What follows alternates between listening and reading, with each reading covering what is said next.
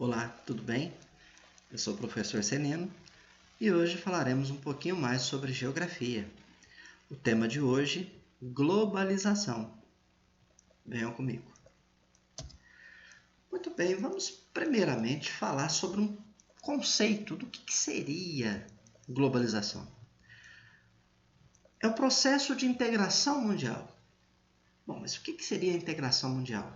A integração mundial é aquele processo de que um país passa a estar ligado ao outro país. Essa ligação pode ser por meio de transporte, pode ser por dependência econômica, pode ser por produtos que esse país fornece para o outro. Então, por exemplo, o Brasil integrado com a França. O Brasil exporta alimentos para a França. É uma forma de integração. O Brasil compra produtos industrializados da França. É uma forma de integração. Então, isso tem se intensificado nos últimos anos, principalmente nas últimas décadas. E ocorre principalmente na economia. Isso ocorre principalmente pelo fato de ocorrer uma liberalização das economias. O que é a liberalização das economias? É o fato de o comércio entre os países estar aumentando. Então, antigamente era muito comum um país tentar proteger as empresas do seu país e cobrar impostos muito altos sobre o produto importado. Hoje em dia a tendência não é essa mais. Hoje em dia a tendência é o quê? A realização de blocos econômicos contendo vários países e, nesse caso, os países eliminam as taxas que poderiam impedir a entrada do produto vindo do outro país. Muito bem, e essa integração ela é muito comum porque hoje em dia nós podemos pela internet fazer a compra de um produto que vem do outro lado do mundo para ser entregue para a gente. Isso só é possível graças a esse movimento chamado de globalização. Acontece um fenômeno lá no outro lado do mundo, no Japão, nós ficamos sabendo aqui na hora, porque os meios de comunicação hoje são muito rápidos.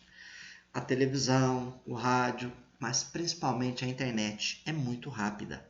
Então, nós ficamos sabendo desses acontecimentos quase que instantaneamente. Muito bem, uma das características, aquilo que marca a globalização, queda das barreiras alfandegárias, mercado global. O que é isso? A barreira alfandegária é aquilo que é cobrado quando um produto importado chega no país. Por exemplo, eu quero comprar um par de tênis que vai vir da China. Quando esse par de tênis chegar aqui no Brasil, ele passa por essas alfândegas, que é o local onde é cobrado esse imposto. Muitas vezes eu posso pagar um imposto sobre esse tênis que vem de lá. Antes, esses impostos eles eram muito altos. Então o imposto ele era tão alto que às vezes não compensava você comprar o produto de um outro país, porque ficaria muito caro. Hoje em dia houve uma redução dessas barreiras, ou seja, houve uma redução desses impostos. Também nós temos uma tendência da homogeneização cultural. O que quer dizer isso, professor? Homogeneização. Homogêneo igual. Neste caso, uma cultura, uma mesma cultura. Mas como assim? Esse processo tem a ver com a música, com o cinema, com o vestuário, a alimentação. Vou dar um exemplo. Uma banda internacional começa a fazer sucesso. De repente, ela começa a trabalhar, a música dela chega praticamente no mundo todo, em todos os países. E as pessoas, às vezes, chegam a usar ou gostar daquela música e todos, aqui no Brasil, nos Estados Unidos, no Japão, na Índia, vários países ao mesmo tempo estão ouvindo aquela música. É uma tendência cultural. Ele deixa, às vezes, de ouvir a música do próprio país para ouvir uma música estrangeira. Isso marca também muito pelo cinema. Quem nunca assistiu aqueles filmes, como, por exemplo, da Marvel, que tem uns super-heróis lá, o Homem de Ferro, que tem o Hulk, o Thor, entre outros. Isso acontece aqui no Brasil, mas acontece no mundo todo. Então, o que você vai estar assistindo aqui é o que foi produzido em outro país, mas que vai passar em todos os países. Então, isso vai fazendo com que as pessoas tenham uma cultura meio parecida. Porque antes, quando existia a dificuldade de transporte, no caso, seria a pessoa levava tempo para ir de um país para o outro, os meios de comunicação muito falhos, a cultura local ela prevalecia em relação à cultura de outros lugares. Hoje em dia está misturando bastante. A questão do vestuário, as roupas, a marca, a grife. Eu vou usar uma marca que vem dos Estados Unidos, eu vou usar uma marca francesa, italiana. É utilizar roupas do mesmo padrão. A alimentação. Nós comemos muito que se come nos Estados Unidos. Nós comemos alguma coisa que vem da cozinha de outro país, a comida árabe, a comida italiana, e assim por diante. Então, o mundo está ficando muito parecido. Então, se você sair daqui do Brasil e for, por exemplo, para o Japão, lá no Japão você procurar, vai encontrar uma lanchonete McDonald's e vai servir lanches parecidos com o que serve aqui no Brasil. Então, uma padronização. Então, essa homogeneização é como se fosse um padrão. Nós vamos seguir praticamente todos esse mesmo padrão. Então, observem aqui, nós vamos falar agora da chamada desnacionalização das economias. O que quer dizer isso? Antes, a economia era nacional. O que quer dizer? As empresas que atuavam na economia eram empresas do próprio país. Então, as empresas eram nacionais. Com o passar do tempo, principalmente após a Segunda Guerra Mundial, muitas empresas, chamadas de empresas multinacionais ou transnacionais, elas começaram a abrir filiais em outros países. O que é uma multinacional transnacional? Ela tem a sede dela num país e abre outras empresas em vários outros países. Então, em 1950, existiam centenas, 200, 300. Hoje são mais de 40 mil. Nós temos alguns exemplos. A Coca-Cola, por mais que o nome possa parecer brasileiro, ela não é brasileira. Ela é dos Estados Unidos. A Nike também é dos Estados Unidos, como o McDonald's. Aqui os 3 exemplos, empresas dos Estados Unidos que têm filiais no Brasil, têm filiais espalhadas pela Europa, pelos outros países da América, pelos países da Ásia, no continente africano. E isso faz com que aquilo que nós falamos anteriormente fica meio homogêneo. Todo mundo passa a usar as mesmas coisas. Então, essas multinacionais representam a desnacionalização das economias, deixando de ser empresas nacionais para entrar as empresas estrangeiras. Esse é um processo que aconteceu principalmente a partir do final da Segunda Guerra Mundial. Okay? E essas empresas multinacionais, elas têm um lado positivo. Geram emprego, pagam impostos. Opa, isso é muito bom. Tem um lado negativo. Grande parte do lucro dessas empresas não fica no país, vai para o país de origem. E um outro problema, essas empresas, quando elas resolvem, elas podem fechar uma fábrica num país para abrir num outro que ela acha que é mais compensativo para ela, que vale mais a pena. Isso aconteceu recentemente com a Ford, que é uma fábrica de automóveis americana, né, dos Estados Unidos, que fechou a fábrica no Brasil e vai investir na África do Sul. Então percebe que ela não tem muito, ela poderia ficar aqui no Brasil, mas em fazer esses investimentos aqui não, mas ela prefere ir para um outro país, porque ela acha que aquele outro país é mais competitivo. Ela visa o quê? Lucro. Mas e os funcionários que trabalhavam aqui? Esse é um problema. Ela vai demitir esses funcionários, fecha a fábrica e vai embora. Né? Então, essa é a chamada desnacionalização das economias. Outra coisa, observem aqui que nós temos uma representação da Terra, um globo. Aqui temos algumas épocas, 1500, 1700, 1800, 1900, 1970. Observe que é o mesmo globo, só que de tamanhos diferentes. O que isso aqui quer mostrar? Isso quer mostrar que o mundo, com a evolução da tecnologia, dá a impressão que o mundo foi ficando menor, foi ficando pequeno. Mas por quê, professor? Porque a tecnologia facilitou o transporte, por exemplo. Uma viagem do Brasil até Portugal em 1500 levava 45 dias, porque o meio de transporte que tinha eram os navios, movidos a vento, né? As naus, as caravelas. A força dele era o quê? O vento. Hoje em dia, uma viagem do Brasil a Portugal feita de avião leva algumas horas. Em 1700, houve uma redução, 1800, 1900 e depois 1970. Olha para vocês verem algumas comparações. Em 1930, o minuto da ligação internacional, ou seja, eu vou pegar o meu telefone e ligar para um outro país, 10 vezes mais cara que hoje. Em 1960, 25 milhões de pessoas viajaram de um país para o outro. Hoje são 400 milhões. Então, são dados que mostram que essa evolução fez com que aumentasse esse fluxo de pessoas. Tudo bem?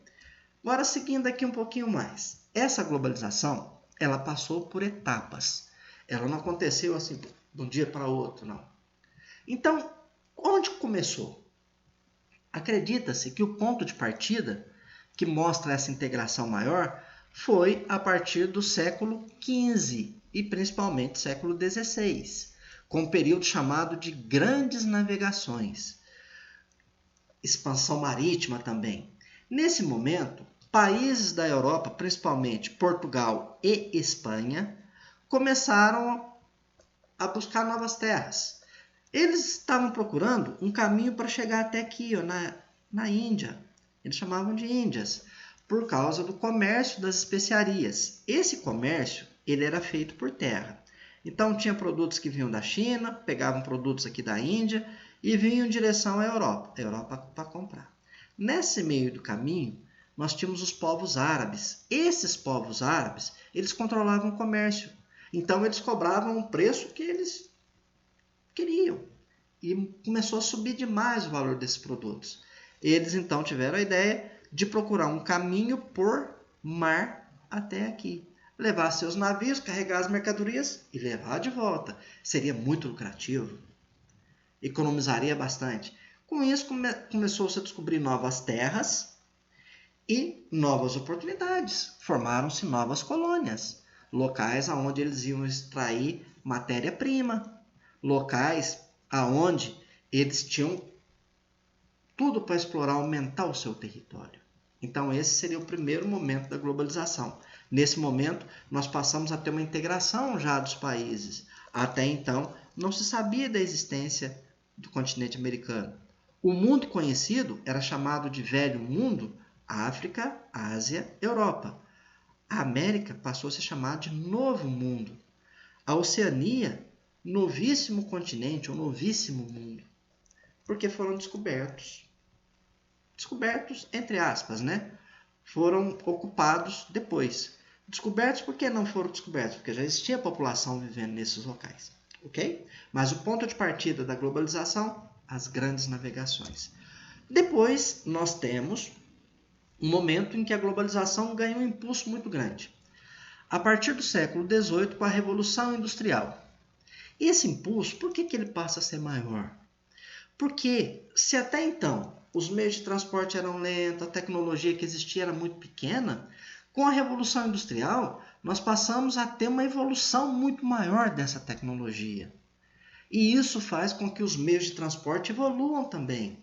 Até então, os meios de transporte, antes da Revolução Industrial, eram todos tração animal. Era o carro de boi, a charrete, a carroça, a diligência, né? Depois da criação das máquinas, surgiu, por exemplo, o trem a vapor.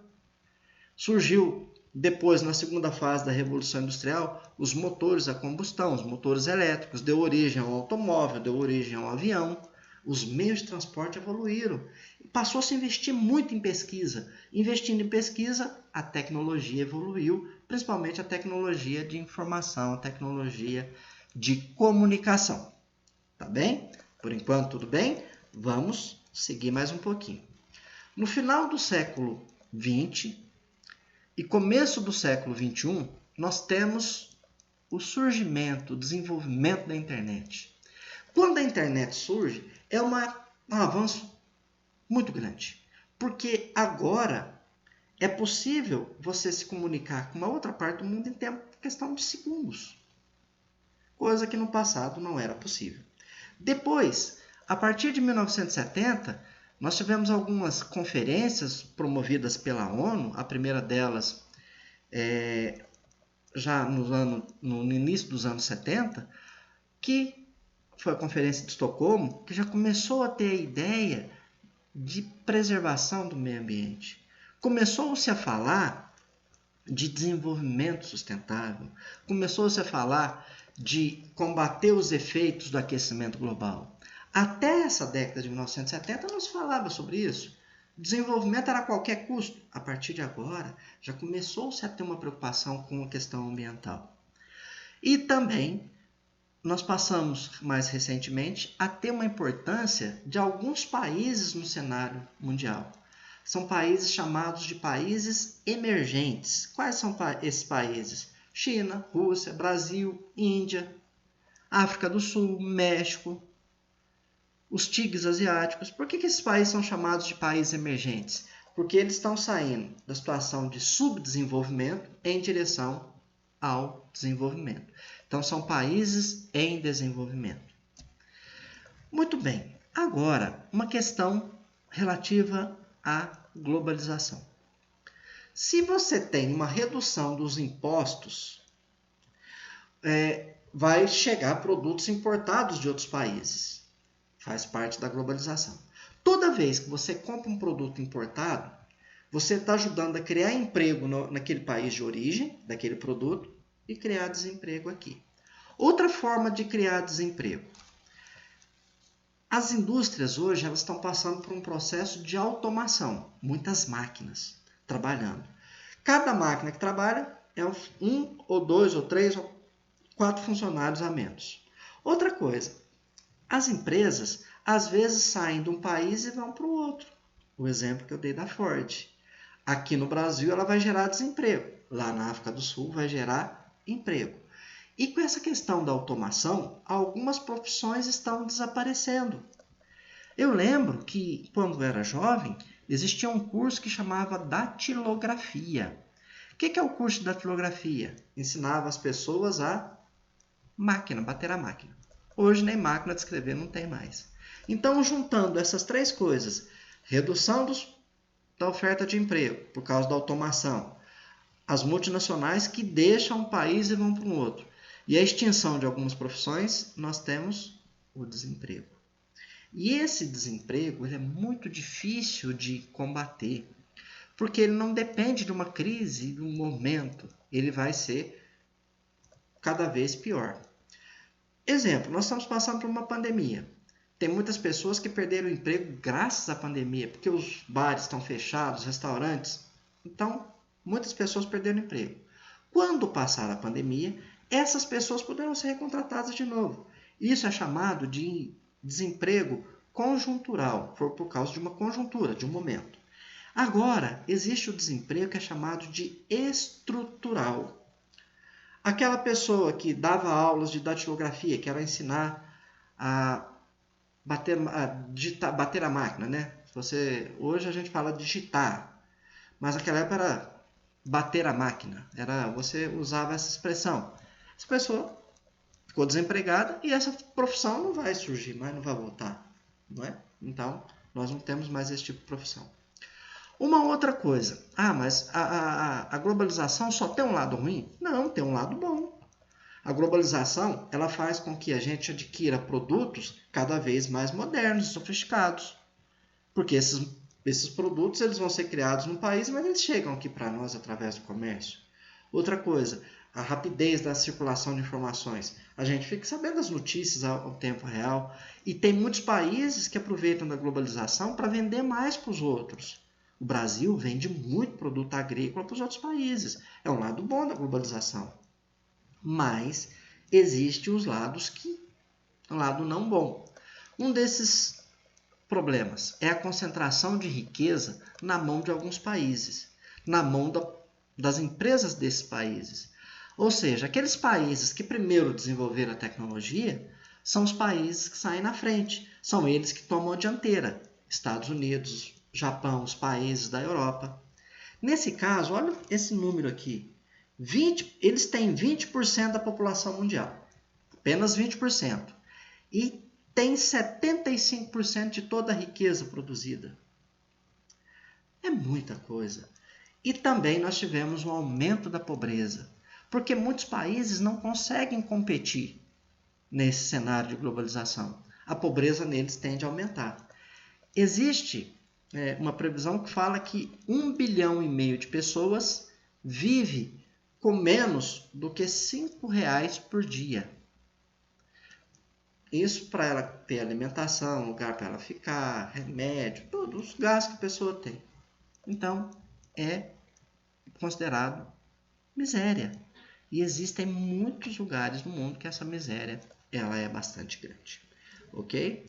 Então, pessoal, espero que vocês tenham gostado dessa aula aí. Lembrando que a globalização tem um lado positivo e tem o lado negativo.